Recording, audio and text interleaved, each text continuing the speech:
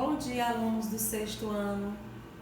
Para a nossa aula de hoje, foi preparado um slide com todo o conteúdo que vocês também têm no livro. Vocês podem estar acompanhando pelo livro, mas enviarei também no final do vídeo o slide em PDF para vocês. Então, para hoje nós estudaremos o texto. O que é um texto? É todo enunciado que faz sentido para um determinado grupo em uma determinada situação. Então, o texto, ele tem que ter sentido. Foquem nessa palavra, sentido. No texto vai aparecer os tipos de discurso. Nós temos o discurso direto. Vejamos. É a reprodução direta da fala dos personagens. É um recurso que imprime maior agilidade ao texto, permitindo ao autor mostrar o que acontece em lugar de simplesmente contar. Também permite utilizar o modo de falar dos personagens como elemento caracterizador. O discurso direto, ele vai representar fielmente a fala dos personagens sem a intervenção do narrador. Por exemplo, como exemplo do discurso direto, nós temos: lavador de carros, Juarez de Castro, 28 anos, ficou desolado, apontando para os entulhos. Alá, minha frigideira! Alá, meu escorregador de arroz! Alá, minha lata de pegar água, era aquela. Ali, meu outro tênis. Então, nesse exemplo, fica claro a voz do personagem. A característica principal do discurso direto é que é representado fielmente a voz do personagem. O discurso indireto. Neste caso, as falas dos personagens são adaptadas e incorporadas pelo narrador. Dessa forma, conta-se mais do que se mostra. Observe como ficaria o trecho acima se usado o discurso indireto. Juarez, desolado, dizia que não tinha tido tempo de apanhar suas coisas e que agora não possuía mais nada. O mesmo exemplo que foi mostrado no discurso direto.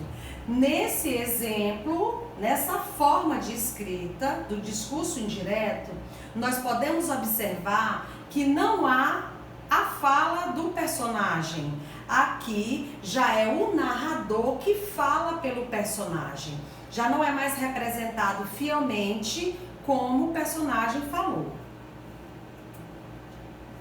Como transformar um discurso direto em indireto ou vice-versa? Ao fazer uma narração, podemos reconstituir as falas dos personagens utilizando a estrutura de um discurso direto ou de um discurso indireto. Portanto, é importante dominar essas estruturas e conhecer as relações entre elas. Vamos destacar alguns aspectos dessa relação. O discurso direto apresenta-se em primeira pessoa, eu, nós, nosso. No discurso direto nós vamos utilizar sempre pronomes em primeira pessoa, visto que o personagem está inserido na história. O discurso indireto já vai aparecer o uso da terceira pessoa. A fala do personagem é reproduzida com palavras do narrador. Então, no discurso direto vai aparecer eu. No discurso indireto, ele, dele, deles. Discurso direto. Ela respondeu: comprei um lindo vestido. Nós podemos observar aqui implícito o pronome eu. Eu comprei um lindo vestido. O discurso indireto. Ela respondeu que comprara um lindo vestido.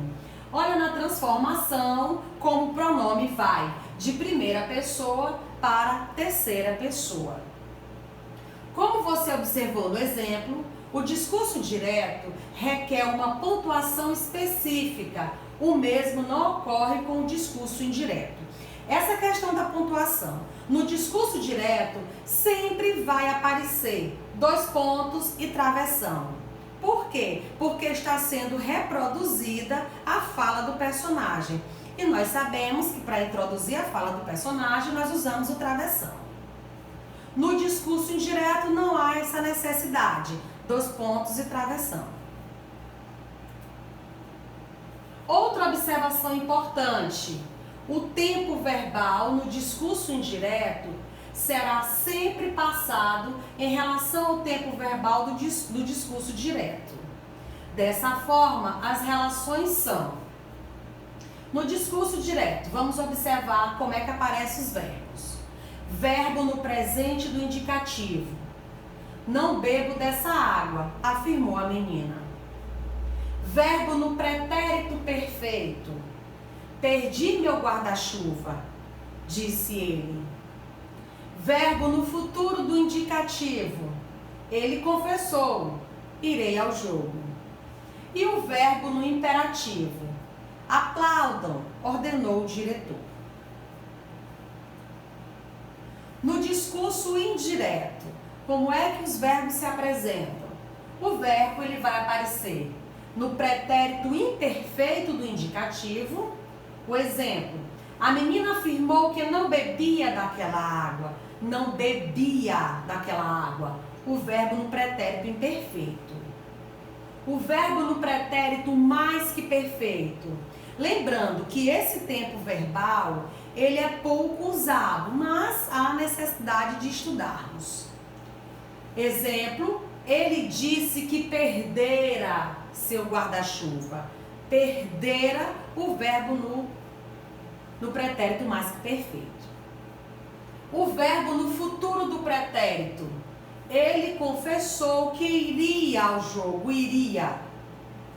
E o verbo no pretérito imperfeito do subjuntivo, o diretor ordenou que aplaudíssemos.